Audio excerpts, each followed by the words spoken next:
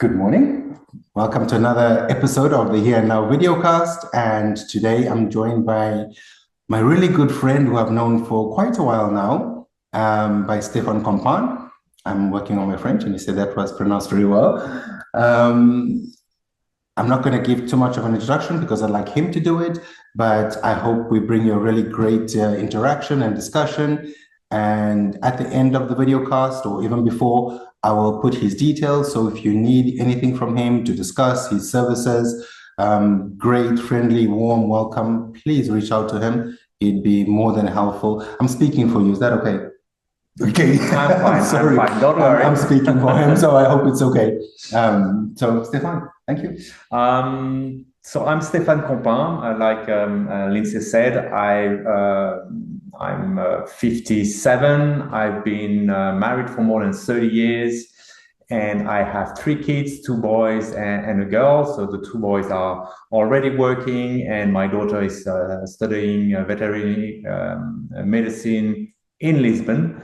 And I'm now an entrepreneur for the past 8 years. I co-founded my company LuxRelo, which is an immigration and relocation firm supporting new hires arriving in Luxembourg into settling in smoothly into Luxembourg new life.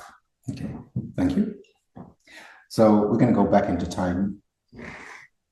What made the man?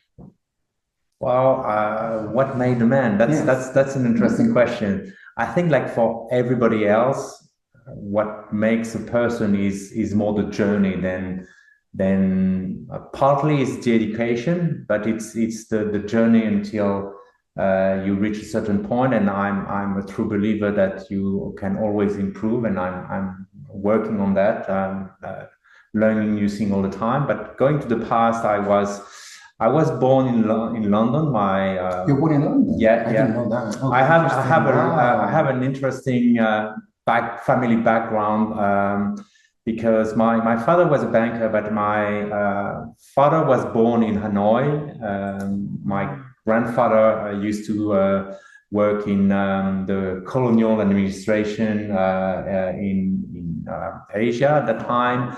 My mother was born in Madagascar because my grandfather on my mother's side was in the Navy. Okay. And I was born in London. My brother was born in Djibouti. Oh, wow. And my sister was born in Thailand. Oh, wow. So yeah, interesting background. I grew up in the UK, in Djibouti, in Thailand, in France, in Lausanne, in Switzerland, Geneva. Was in boarding school in France, and I was in a very loving family, but yeah, quite strict. Communication is not the type of communication we would have in families nowadays. Less open discussions, but yeah, I had a happy childhood. Left home younger than I would have expected because I was in boarding school, which was not really something I wanted. I was a bit of a difficult, my parents would say a difficult child, but I realized later that I was more a different child, meaning that I love to read, and I love to spend time, quiet on my side, reading books, and that was the joke. A lot into sport as well, but I'm sometimes had issues to relate with some of my friends because I thought I was a bit different. In what way? Well, I difficult to realize now, but I'm different in the fact that I was very introvert, had difficulties to make friends, realized really late that some of the things that happened in my childhood where I was bullied, but I didn't realize at that time. So I often overreacted. I got into fights. I had problems with my teachers, and all this led to the fact that my parents took me out of the school. and I had to go to boarding school, which was a shock, but then it created a new family. My best friend is from that period of my life, and it was in the mountains. So I was skiing all winter, hiking, and I was in the nature, which I love, and it built who I am. And then after my baccalaureate, my parents at that time were in London, so I found a business school in London and started a business school. I've never been a good student. I was always average or average minus, but yeah, I managed to pass, and then I did my military service. Okay. In France. Basically in France at that time, you could do the military service, or you could work for a company abroad for 1 year. So I had the option to work for a company in Madrid, but the thing didn't get through, and I realized that I had no choice. I had to go to do the military service. But I didn't want to do the normal military service, to be, somebody standing by and, at the entrance of a camp and doing nothing interesting. Okay. So my idea was to be in the paratroopers. But I couldn't do that because I had eyesight problems. And so I said, okay, I love skiing. I'm a good skier. So I want to go into the Alpine Corps. Okay. And a lot of people find ways to avoid, at that time, look for ways to avoid the military service.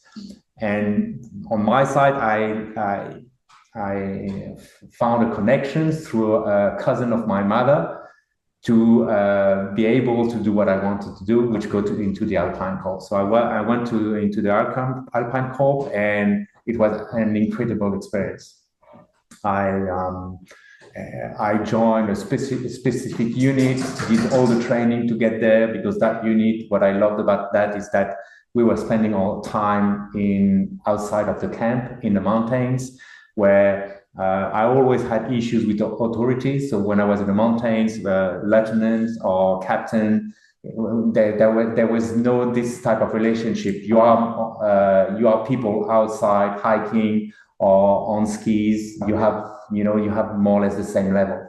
And it was a great experience. I did that during the Olympic Games in France. So I was part of the group of security people on the slopes, protecting the Olympic sites.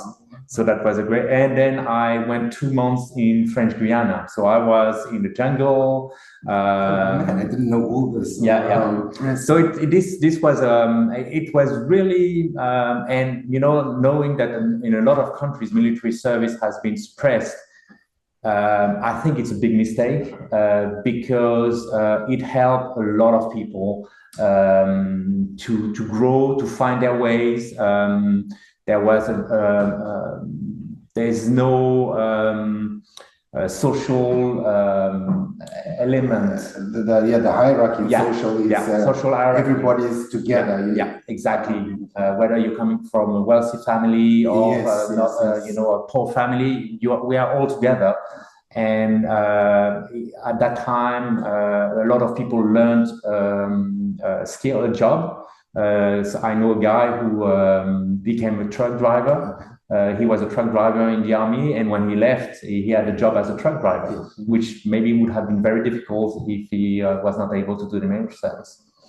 And then when I got out, I went to Paris because my girlfriend at that time, that is now my wife, was working there, and I found a job in the moving industry. Okay. And since then, I've never left the mobility industry. I never thought I would work in that sector, but here I am in the mobility industry, moving, and then now relocation. And I didn't know a lot of that, and it's so great that you shared so much, and I love it. And before we move forward, I'd like to ask you, with all those beautiful gems that you experienced growing up, what was the moments that shaped you the most?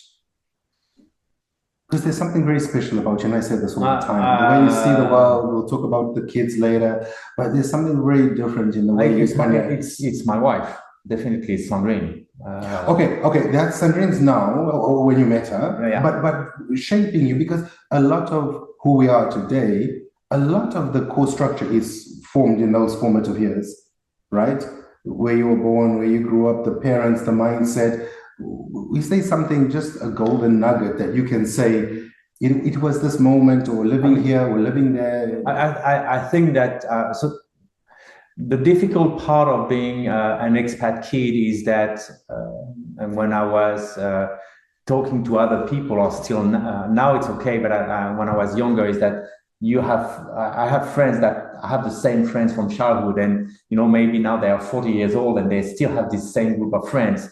For me, friendship was really having good friends started when I was nearly at university, because otherwise before that I was moving all the time, and so I was you keep a relationship from far away is not easy, especially that at that time there was no, we didn't have no WhatsApp, no internet. And but you feel that did good for you because it shaped you into someone who's very charismatic, open-minded. You connect easily with people. Well, this is new. This is new because I was really an introvert. It's not something. It was very difficult for me to talk to people, to interact with people. I still remember that my wife was asking me to talk, and she was like, open your heart, share your feelings, say what you have to say, whether it's if it's yelling or if it's crying. Share your feelings, and I was not able to do that before I met her. It was very difficult for me. I was more overreacting with anger. So I told you I got into fights. I mean, from the beginning, sport was a big thing for me, and I was like, when I joined this unit in the army, this is something I wanted to, and I put all my strengths, all my mental vision into doing this course and be able to join this unit. And I think the army for me was a great experience, especially that I did it in a way that brought me something. It's just that I was in a camp and guarding the camp and doing nothing. Here I was involved. I was lucky to participate to the Olympic Games. I went to French Guiana. All this brought me a new vision as well. Okay. And the reason I was asking that is because most of us look at our past with often regret or disappointment, or don't even want to look. But I see a lot of goodness came from it all, and I was curious as to because you don't carry so much of the anger, but at least not perceivably. So this I mean, this has been a journey. This 100%, is new. 100%. This is new because you would have talked to me 20 years ago, 25 years ago. I mean, the discussion would have been totally different. Yes. I wouldn't have been at peace. I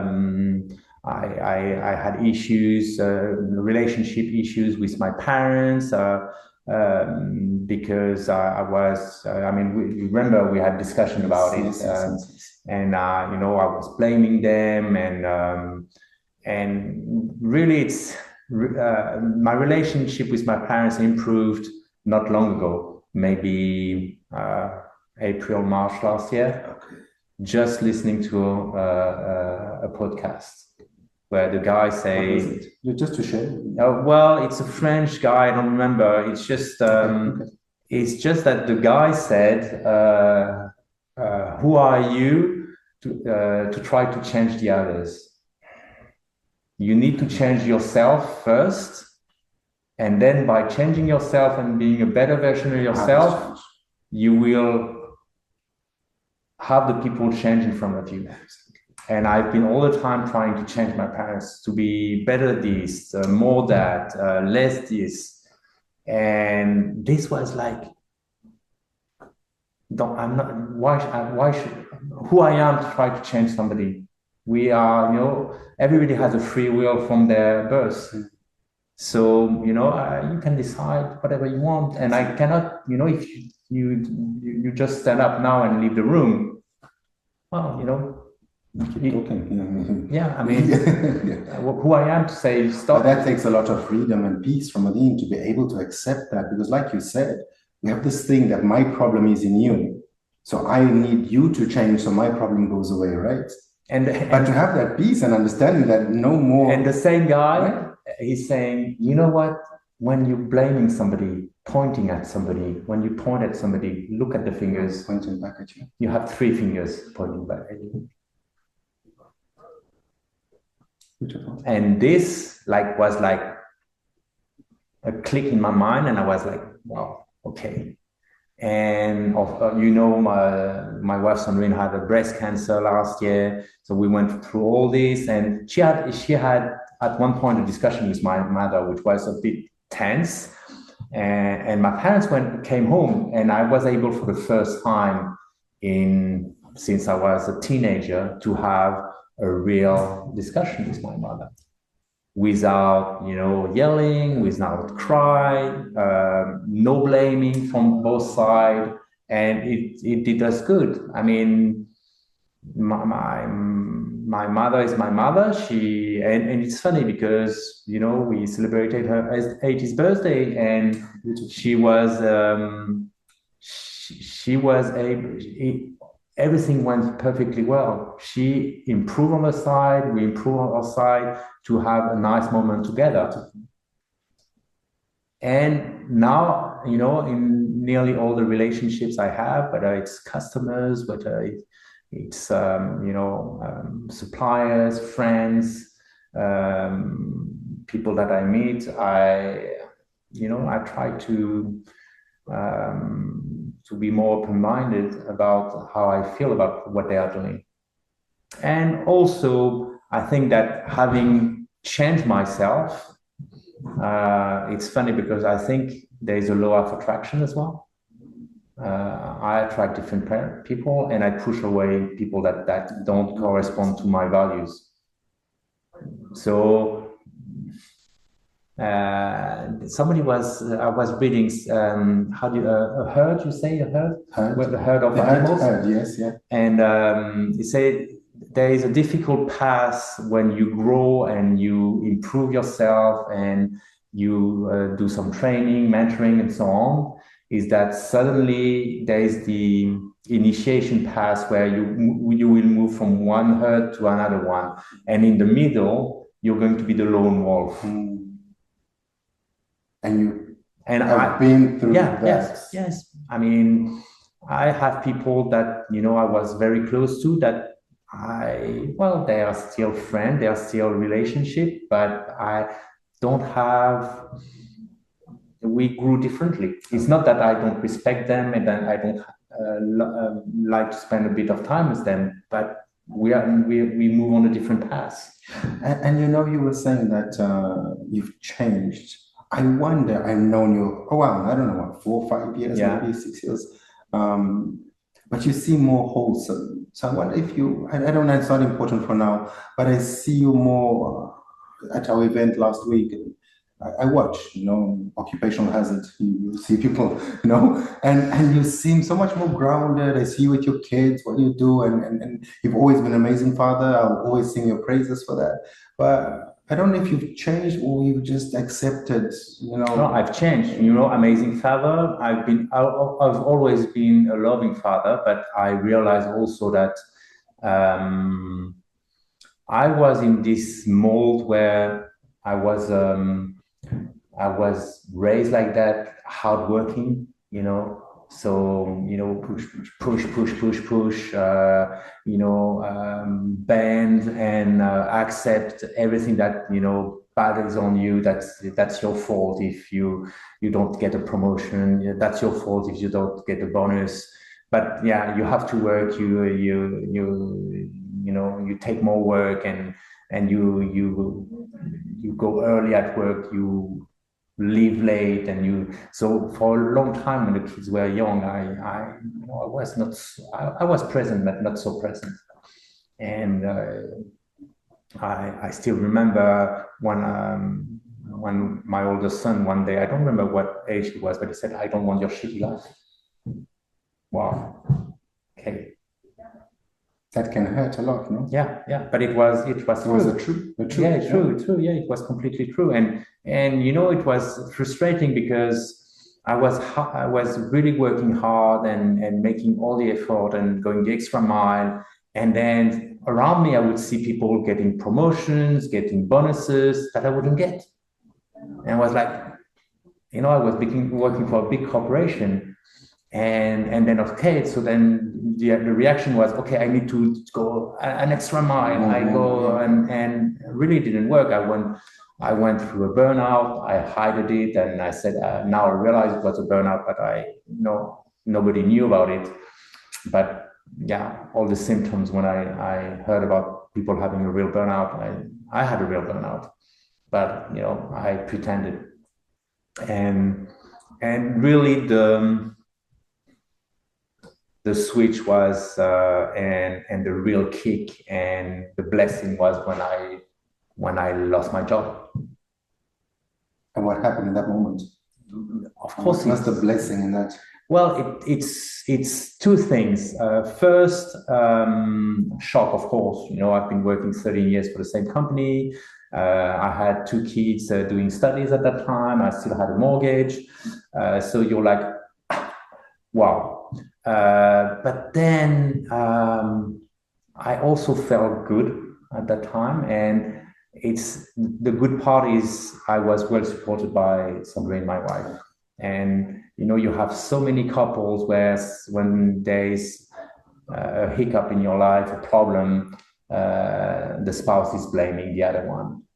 And when there's somebody losing a job, of course, suddenly we have to cut all expenses and to be very careful because we don't know what the future will be like. Yes. And for us, it was really important that the kids could continue their studies, and we were going to do anything to make sure that they could continue their studies. But it was kind of a feel of freedom as well at the same time. The first thing I did is that I worked with a transition coach right away, which was perfect for me because she really kicked my ass. Yes. She didn't say, I couldn't say just yes or no. I had to explain why. And at first was like, she was like torturing me. And I felt I was, after 1 hour or more session, I was like getting out of there completely exhausted, and I couldn't drive, and I cried, and I'm not ashamed to say that. She really, she broke everything in me, all my old belief, so that I realized I could build myself again from a proper, create a new foundation. Proper foundation. So this really helped me, and it brought me clarity because we were working on what I disliked in my previous job and that I didn't want at all in my new life. What I really loved in my previous job and what I was looking for.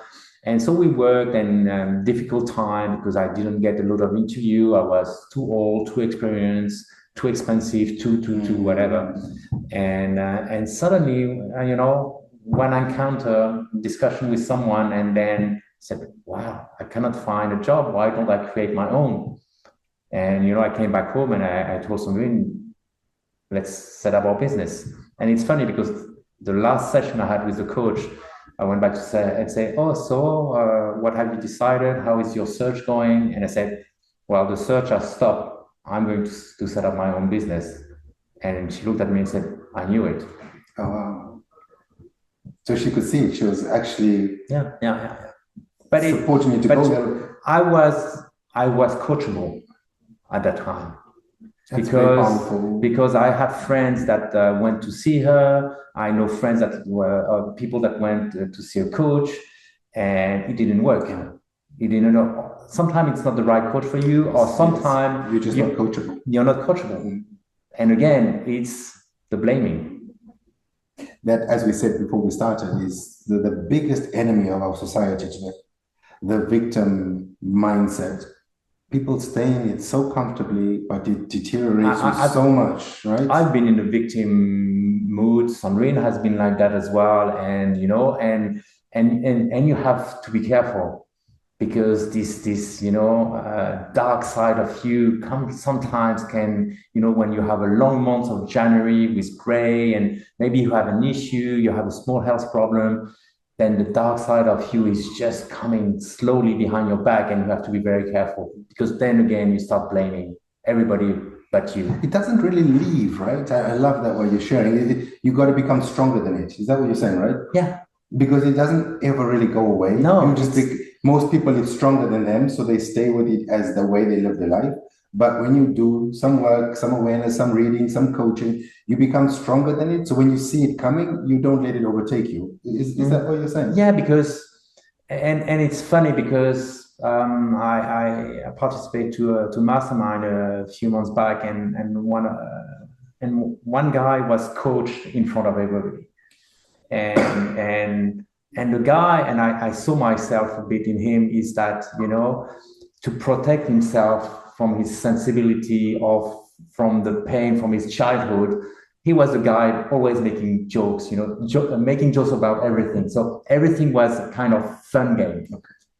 But you could see that when the coach started to push him, suddenly the armor was starting to break. Yeah, and basically, and everybody's using whatever defense mechanism. Yeah, it can be, like this guy, it was making jokes. Yes. Humor about everything, which was sometimes could be painful for his, family or friends, because, you cannot joke all the time about everything. But for him, it was a defense mechanism. He needed it, yes. And that's why you have this. We all have a duality, a fight between. And you have those movies where there is good and evil in you, and they are fighting all the time. I think that's true, and you have to, and it's why I'm keep learning, reading, listening to podcasts to improve myself, because like everybody else, sometimes you have a tendency. It's been raining. You had a bad day at work, there is an issue with the family, and you wake up and then everything is dark. And, I learned a new thing, is that you wake up and then you put your hand on your heart and you just say what grateful for, I'm in a good health, and you smile, and you're still lying in your bed, and I had a great day yesterday, and I have a fantastic family, and I'm happy in the job. And then you start your day with full of positive energy. So even if you're facing a hard time, even if you go to the office and then you have, a bad day, your energy is already here. So if you're hit, your energy is going to go down, but not down. Yeah. If you start with a low energy, then you're already down. Just going to get lower, right? Yeah. So it's all those, and this is new. It's past 2-3 years that I saw those. So I'm just improving a bit, and I'm learning all that. But for me, the real dead click was during the COVID. What happened there? That was the click for you. Really, it's switched my mind, and that's the version 5.6 of Stéphane. What happened? Well, David Holland. Yes. So David Holland. So we're working in a field where we help people moving around. So COVID hit. Company was really brand new, and suddenly nobody is allowed to travel. Nobody is allowed to visit apartments. So how are we going to survive this really tough time?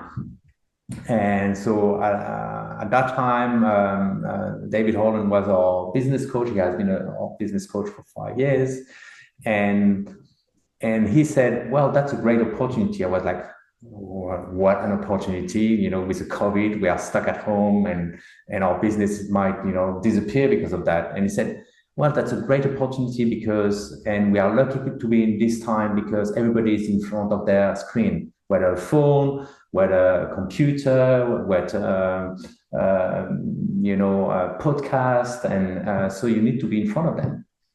You need to post on LinkedIn, do videos. And he was like, videos. And I said, no, I cannot do videos. I hate to do it. I'm not good. And I don't want to do it. And then the week after, did you do a video? No. And then after 3 weeks into COVID, one day he said, okay, did you do a video? And I said, well, no, I didn't do a video. Well, I did a video, but I cannot use it. I said, what it is? I said, well, you know, we are all locked down and my daughter cannot do her dance class. So there was a challenge that they had to do with one of their parents at home dancing on the music of Flashdance. And so I just dressed up and I put you know, leggings and I danced with my daughter on the music, and I discovered that it was published on the Instagram of the town hall where the dance school is. And when I told that to David, he said, that's great, it has to be on LinkedIn. I said, no, this guy is completely crazy, I cannot put it on LinkedIn. And I said, yeah, you have to put it. And he insisted. So, you know, I cut it and wrote a text and prepared the post. And I said, wow, no, I cannot do that. I think I waited like 15 minutes before hitting the send button. That's not long. You're brave. And then I did that and I said, I'm dead. I'm dead. I mean, my reputation is ruined. And then the reaction was just incredible, because at that time, only bad news, you know, people dying, lockdowns, and we don't know, people getting sick all over the world, and PCR tests and whatever. And then there's this crazy guy dancing on with his daughter in a tutu and not taking himself seriously. And suddenly I realized that for the first time, I could be myself, you know, the fun guy that, you know, loves to make jokes, doesn't take himself seriously, can work seriously. And I didn't need to be two different persons, one at work and one at home. And really it helped me a lot, and realized that, you know, and also realize that a lot of people are like that, is that we are all at one point waiting for the approval or for recognition from the others. And I was into that when I was telling you I was working hard and I was looking for recognition, a thank you, a well done, Stéphane, that I didn't get. So I worked harder, expecting that at one point it will arrive. You know, I didn't get an increased pay raise or a bonus. I would work hard, you know, to get at least some recognition, a thank you, good work, which I didn't get. And then with this video, I realized that, well, I don't need that. I don't need to please everybody, you know. And I realized that, and I had some comments from people saying it doesn't belong to LinkedIn. Well, I don't care anymore. You know, it reached my audience, and the post that I'm doing nowadays is partially business, partially about entrepreneurship, partially about my personal life. But it's you. It's me. It's right? Me. It's, you know, and people buy from people. It's what David is saying. Exactly. And people buy from you because they see a person, and that I'm, you know, I'm who I am. And if people don't like what I'm doing, they are not my people. They are not my people, and they are not my target audience. So that's fine. Now I'm fine and at peace with it. You've got a wonderful heart and growth mindset, Stéphane. It's really admirable to watch and listen. Well, but it's been a work in progress, and it still is. And in that moment, you're supposed to say thank you. You see, because you've done a lot of work. You told me several times. You blocked it. Yes. You've done a great job. Yeah, that's also something that I'm working on it to accept when. And it's still a bit difficult. There's a guy in my industry, he's in Canada, name is Ken, And he wrote a post last week saying that, you know, I was an inspiration for him. And I was like, sorry, but it's the other way around. Okay. You know, this guy for me, he's great. He's a great knowledge in the industry. He worked for big companies. I mean, for me, I learned a lot from him. But then I realized that, and we had a discussion, and he's learning from me, but on other topics, you know, like family related, business related, mindset. He's going back to the gym because he see that, you know, I have this, and like, okay, now I have to say yes, I accept that, you know, I can inspire. You don't have to, you choose to. Yeah. You know, because if you say you have to, you feel like, but yeah, but it's really still important, you know. But it's still work in progress, because I still sometimes don't feel that I'm legitimate. Your vulnerability is so powerful, Stéphane. It's like, wow, it's a rare thing to see such vulnerability, you know? Where you can just speak your heart without, this is who I am. And that authenticity. And I mean, the whole discussion we have, you know, I talked about relationship with my mother. She might see this video and or podcast, and I would never have done it before to, you know, open who I am. Now, well, you know, if it can help other people to. But you're speaking from a place of love. There's no bitterness. There's no resentment. I'm feeling you. No. And you're speaking, and whenever you speak from a place of love and authenticity, no matter the message, it will always be received well. Even if the message is initially met with resistance, it will permeate faster than if your message is, oh, hold on to your anger and don't let it go. So what you're doing, I mean, oh, like, and you know, the law of attraction, I have people that came to me that I've never met in a room, in a, I don't know, at an event, and people would come to me and say, well, I don't know you, but, you know, you have something, your smile, your energy. And we're like, again, I like, you know, why me? You know, I'm just a, you know, normal person, but yeah, I have to start to agree that, yeah, I have something that I can share with others. And what I've learned as well is that you should never stop growing, whether by learning, whether personally, physically, everything. You know, you should always grow the branches of your tree, and this is what very powerful. And if one branch is bigger than the other, what will happen? If, for example, you have, you know, your tree life, and you have, you know, business, couple, family, whatever, sport, health. And if you decide that you focus on your job, so this branch will grow. Those one will stay small. Yes, and what will happen is that this one will be too big, too heavy, and will break. And then you don't have much left because those are not going to be strong, right? Yeah. And you cannot work all of them at the same time. You have to work, you know, you can have both things like health and happiness, but it takes time. You have to look at it on a regular basis, stop and say, okay, how can I improve? And this is new for me. It's been, and it's why, you know, I started mentoring and coaching with David, and since then I've never stopped.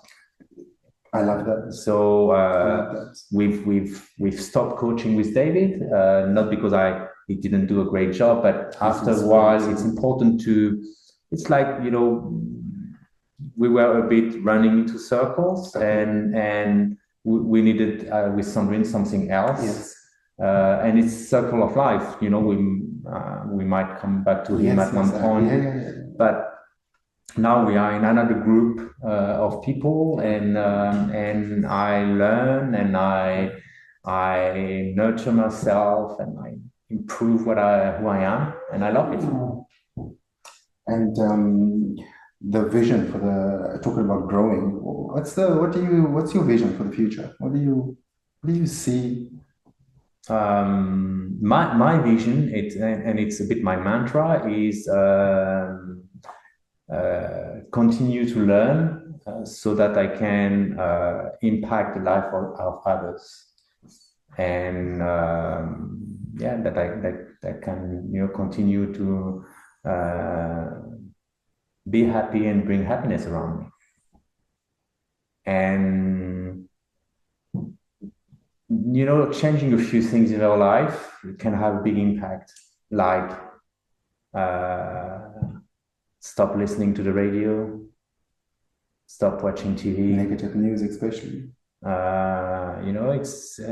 I used to, when I was tired, I was going back home and I would, watch a Netflix film and then go to bed. Now I'm going to read a book. I'm going to read a book from a mentor, learn, read, something else, or talk with my wife, do a game, whatever, have a walk with my dog. This is nice about something more connected to yourself and to life, right? Yes, yeah. But it's new, so it's work in progress, and I think that until the end, it's going to be work in progress. And if I can still grow and be a better version of myself day after day, year after year, I'm fine with that. I'm not perfect, but and again, that's why I need to improve. I have so many questions. On that journey, please don't forget to stop every now and again and see the wins and the glory and acknowledgements, right? Yeah.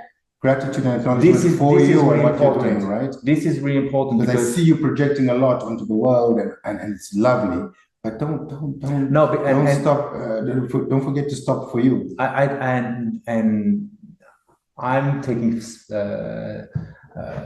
care of myself first now, which in the past was everybody else, and if there was some leftover on the plate, it would be for me. Yes. So I was, never taking my full allowance of holidays. I was working during my holidays, and I was just an employee. It was not my company at the time. So I was always forgetting myself, and I could do everything, and everything was okay for all the others, but never for me. Now I realize that to be able to help the others and to be able to be happy, you need to take care of yourself, and you need to appreciate every step of your life. It's like, if tomorrow you want to, tomorrow you want to be rich and earn a Ferrari, that's fine. That's a dream.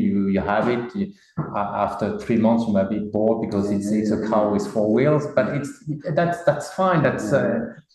But if you don't appreciate what you have now, when you get your Ferrari, it won't. Yeah, because there is a difference between between happiness and possession. Yes. Now, Stéphane, what would you say are your core qualities that make you so exceptional? Funny.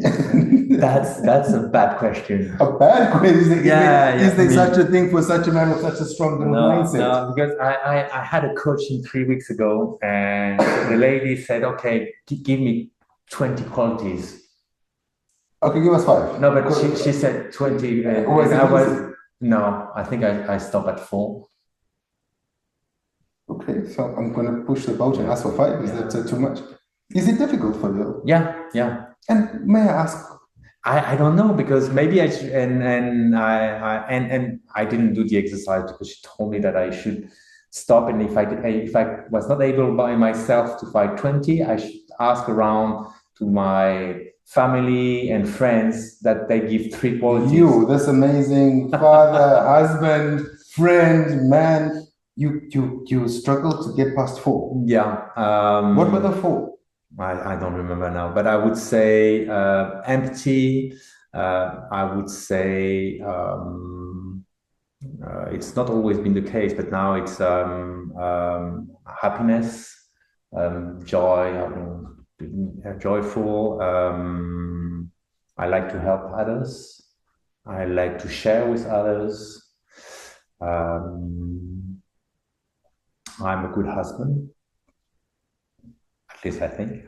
You will need to interview my wife. Okay. I think I'm a good father. I'm not perfect. No, don't. No, I'm a good father. No, Okay. I'm a good Yes, father. yes. When I see the relationship we have with our kids, it's a great relationship. And coming back to what we've said before is, and it's what I think what also makes our success, the success of our company, is that we are not trying to blame others. So if there is an issue in the family, it's our role as parents and soon grandparents is to say, okay, what is wrong? What should we change? What can we improve? And in business, it's the same. We are not blaming the clients because he didn't understand our instructions.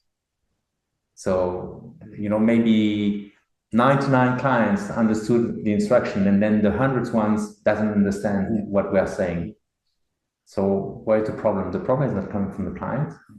We need to improve our processes. So we stop, we step back, we review our processes and say, okay, how can we improve that? So another quality is accountability.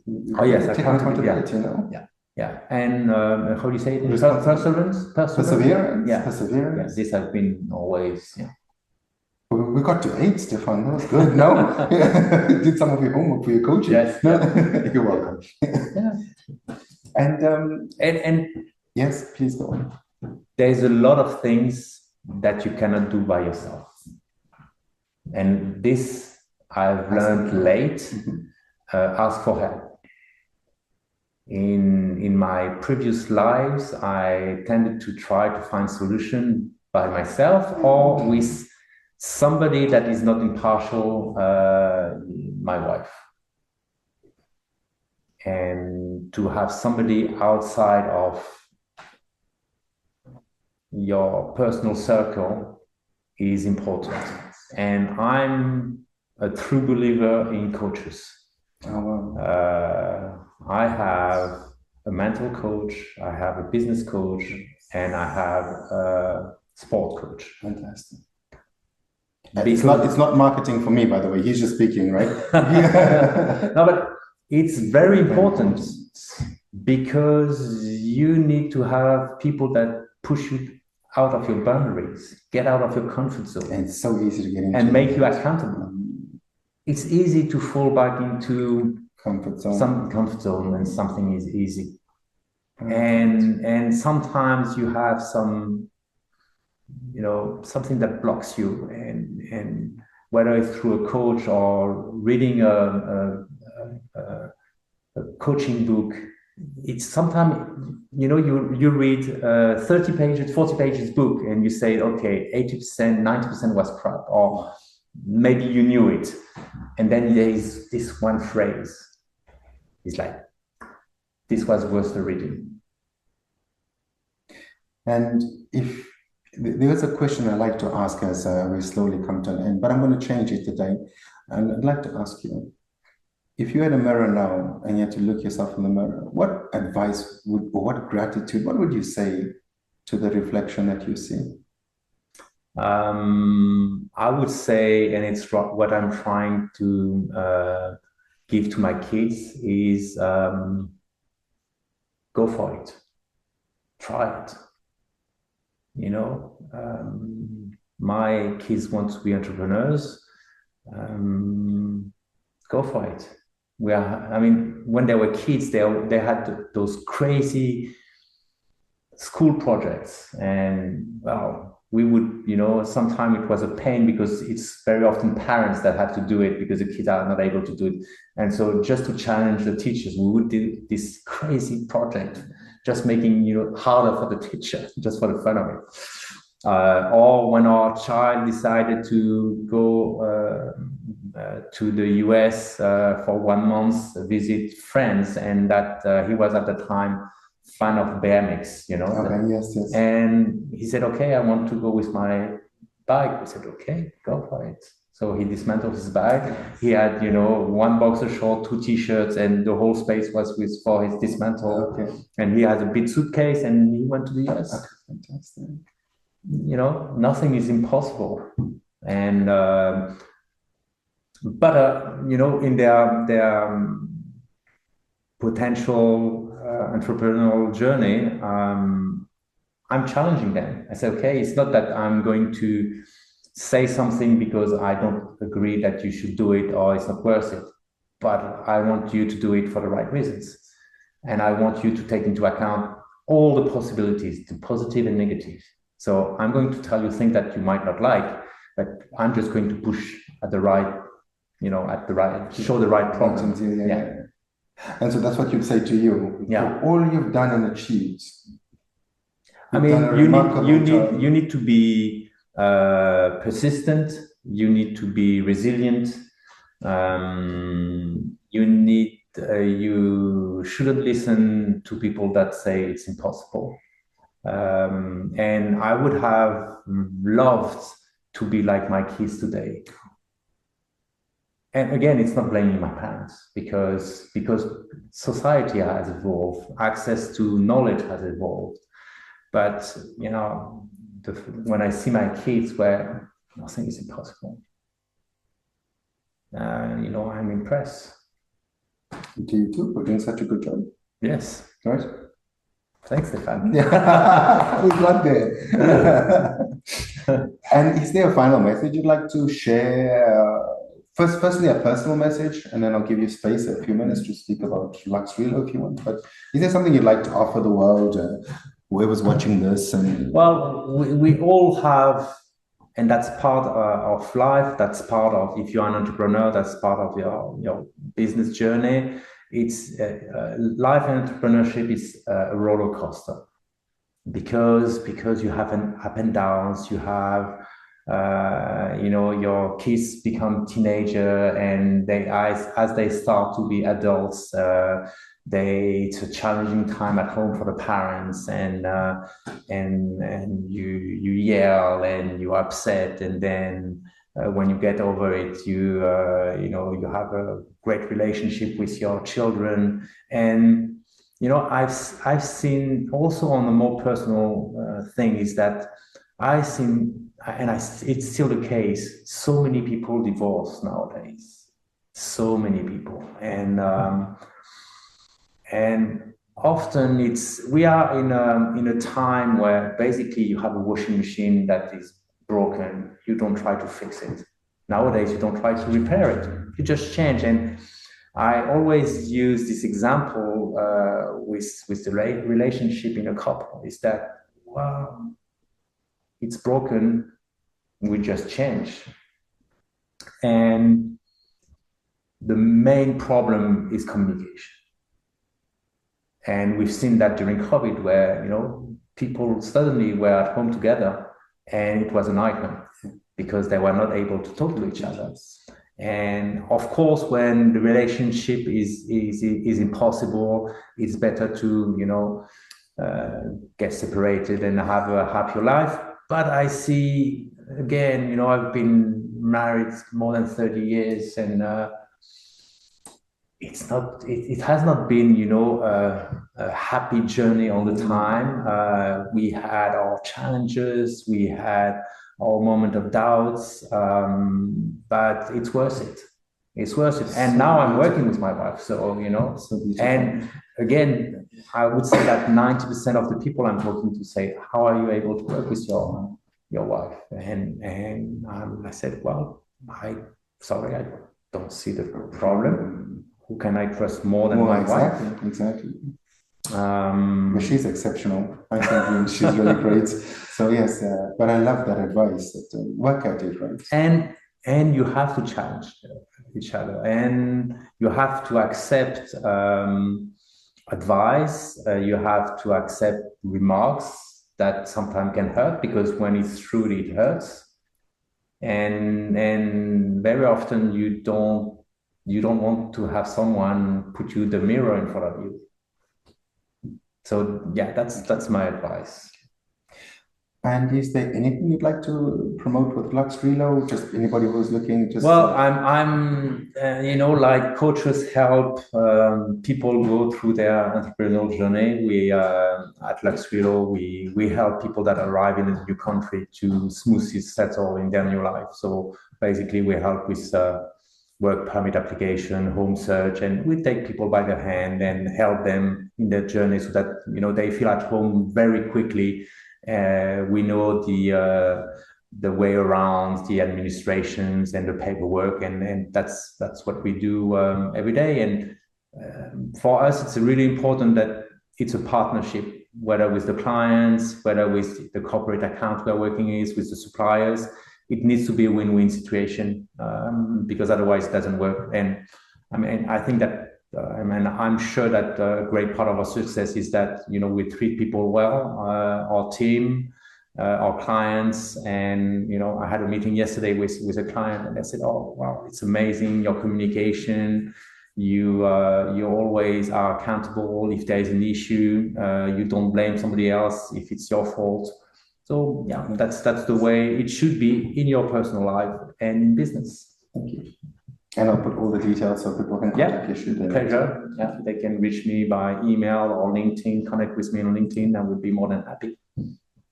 It's been such a pleasure. Such a pleasure. I know a little bit of you, don't know some people, but what you shared today was so great. So thank you for your welcome. It was your vulnerability. And yeah, I think I start to love the exercise, which in the past I hated. To talk about myself. Now I also realize that it's a bit selfish to not to share my experience, to share that you can grow by learning, by improving all the time. Thank you. Oh, thank you, man. Thank you. Thanks for the invite in the interview. Nice. Yeah. Thank you very much. And hope you enjoyed the episode. Yes, we hope you had a good time, and thank you for watching. Sorry for the time. Yeah. Okay. Bye.